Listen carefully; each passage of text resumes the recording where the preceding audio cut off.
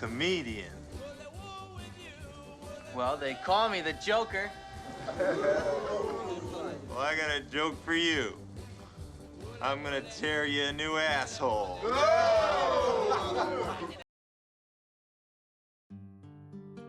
Na Renascença, muita coisa aconteceu que mudou completamente a fábrica social da humanidade. Eu quero focar aqui em uma delas: arma de fogo. Quando arma de fogo começa a ser usada, a forma como guerras eram feitas mudou completamente. E isso teve um impacto social muito forte. Onde antes existia uma casta própria de guerreiros que treinavam para a guerra durante toda a vida, agora você tinha qualquer um que conseguisse mirar com um pedaço de pau. Alguém sem nenhum treinamento agora poderia matar alguém com anos e anos de treinamento e sem muita dificuldade. Agora a guerra se torna algo igualitário, democrático, caótico e também extremamente imprevisível. Onde antes o guerreiro viu o campo de batalha como uma forma de conquistar a glória, de atingir algo além dele, agora o campo de batalha se torna uma porta direto para o inferno na Terra. O campo de batalha se torna só um lugar para alguém morrer. Antes existia um controle sobre o combate. Você podia confiar na sua própria habilidade, na sua experiência. Você podia confiar no seu escudo, na sua lança e na sua armadura. A ameaça estava na sua frente, você só tinha que ser melhor que o seu inimigo. Agora, a qualquer momento, uma bola de ferro pode atravessar o seu peito e você não ia poder fazer nada. Onde antes tinha glória, agora tem pânico. Bom, as batalhas se tornam um banho de sangue. Antes da pólvora, a maioria das batalhas acabavam com poucas baixas, tanto do lado vencedor quanto perdedor. A maioria era só ferido. E os dois lados geralmente conseguiam sobreviver para lutar outro dia, ou eles se rendiam e eram conquistados.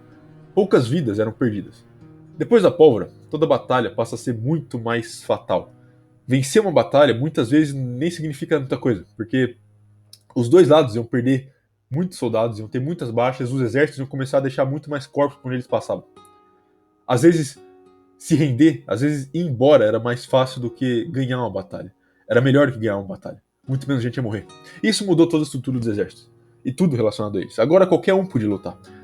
E agora qualquer um podia comandar. Onde antes os comandantes eram aqueles com mais experiência e influência entre os homens, aqueles que conquistaram algo, ou aqueles que tinham um chamado divino, ou aqueles pertencentes a uma casta, agora eles se tornam políticos. Agora os comandantes são os que têm retórica, são os bajuladores. E agora a guerra é travada por questões políticas. Exército se torna algo político. A guerra se torna algo político. E claro, isso começa a acontecer bem antes da pólvora, mas a pólvora só acelerou esse processo. Esse processo de politização e especialmente de democratização da guerra. Então o foco aqui não é necessariamente se a pólvora e a arma de fogo é algo bom ou ruim, mas o resultado social que isso gerou. A guerra se torna o inferno e com o passar do tempo isso só ficou pior. Mas por um momento as coisas mudam um pouco e as coisas ficam mais claras. Ainda é o inferno, mas de uma forma diferente. Isso acontece na Guerra do Vietnã.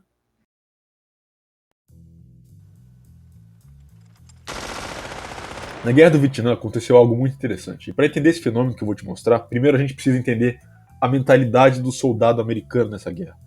Porque já começa por aí, a mentalidade da Guerra do Vietnã já era completamente diferente de qualquer outra até ali.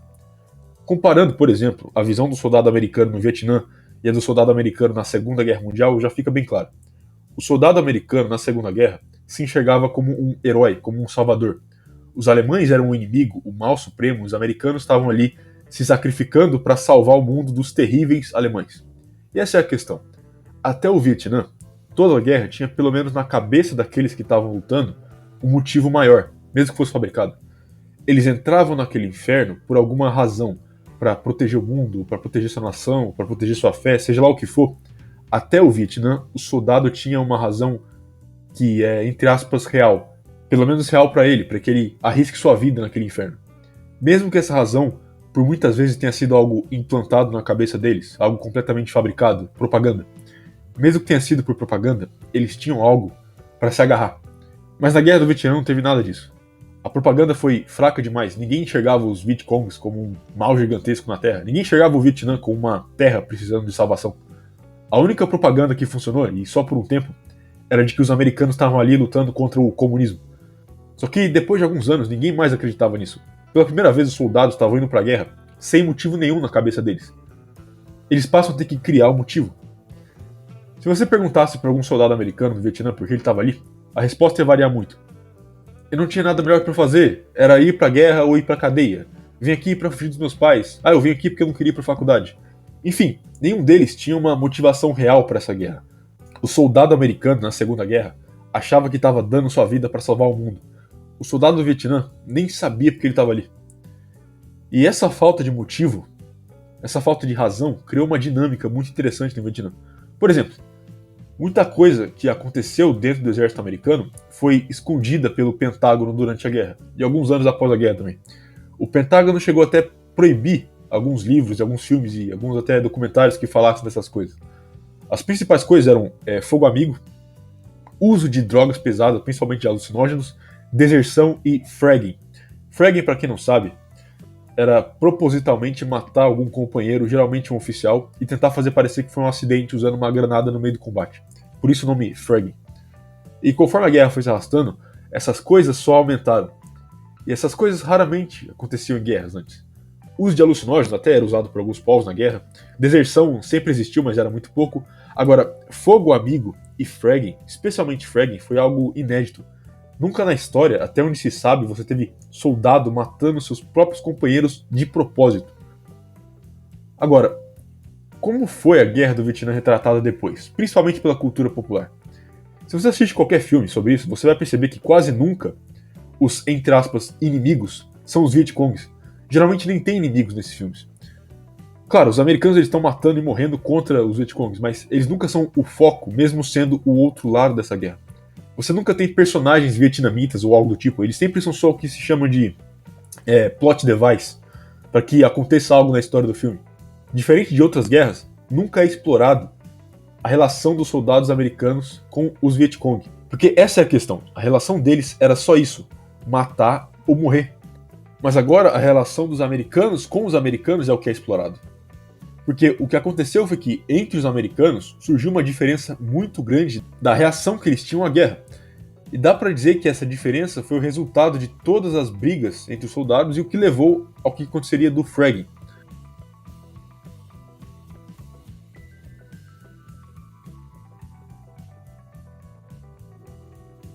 Essa diferença é muito bem ilustrada numa cena do Fullmetal Jacket. Olha só, existiam 3 tipos de homens ali. Os que não aguentavam ver o que estava acontecendo, os que aguentavam ver, mas questionavam o que estava acontecendo, e os que estavam adorando o que estava acontecendo. Isso volta no começo do que eu falei. Antes a guerra era feita por aqueles que eram criados para isso. Mas agora qualquer um pode, e todos eles devem ir para a guerra.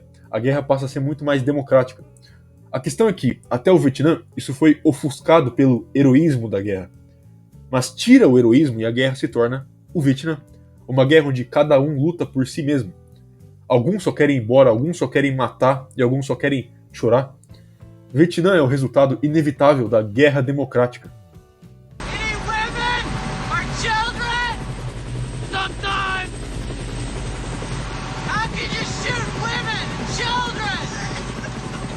Easy! You just don't lead them so much! Ain't war hell?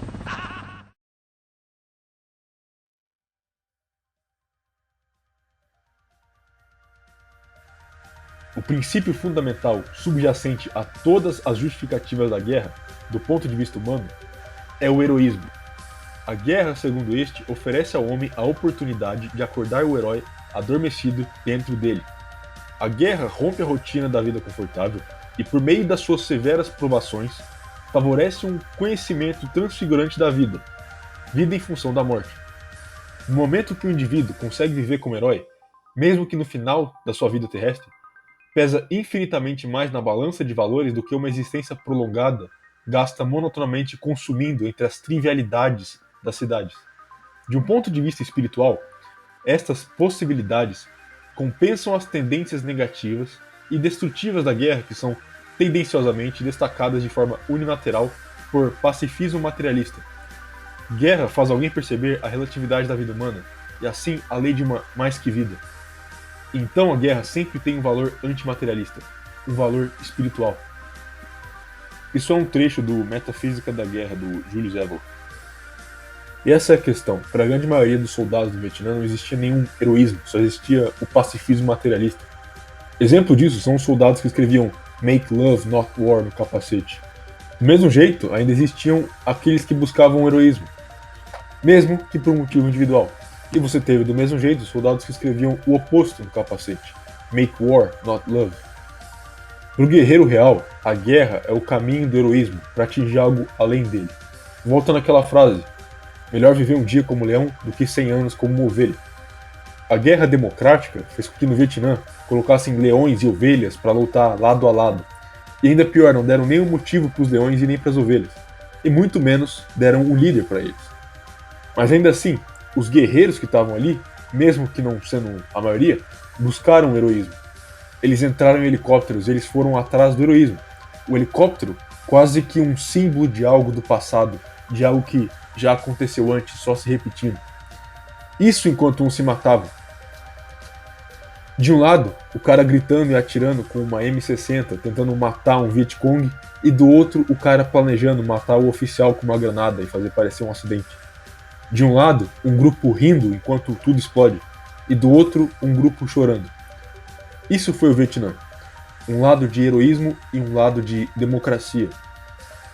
No passado, muitas guerras aconteceram para que os homens tivessem uma chance de buscar o heroísmo, de um valor espiritual da guerra, e não por política.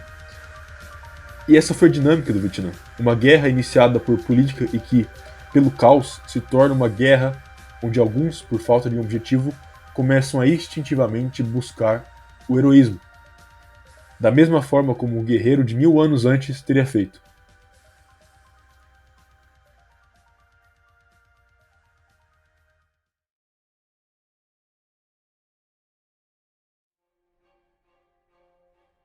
Os citas e outras tribos do norte são descritos por Heródoto como amantes da batalha. Segundo ele, os citas enxergavam a guerra como um teatro de espírito e esporte. A guerra para eles era algo divino. Honra era extremamente importante e eles eram conhecidos por sua honestidade na guerra. Os celtas acreditavam que a morte em batalha era o caminho do guerreiro para uma próxima vida. Os germânicos acreditavam que a guerra era o caminho para Valhalla. Os romanos viam a guerra como uma forma suprema de servir aos deuses e a Roma. Quantos cristãos não viajaram por meses para lutar na Terra Santa, travando uma guerra santa? Para eles, Jerusalém era só uma parte, o real objetivo era a luta por Deus. E do outro lado, os muçulmanos viam a jihad como a luta pelo Islã. Para os samurais, a guerra era um caminho de honra. São Tomás de Aquino fala sobre o princípio da guerra justa e de como a guerra não é algo ruim de se ocorrer, se for por uma causa boa e justa e nunca pela busca de riqueza ou poder. A guerra só é o inferno quando feita por política.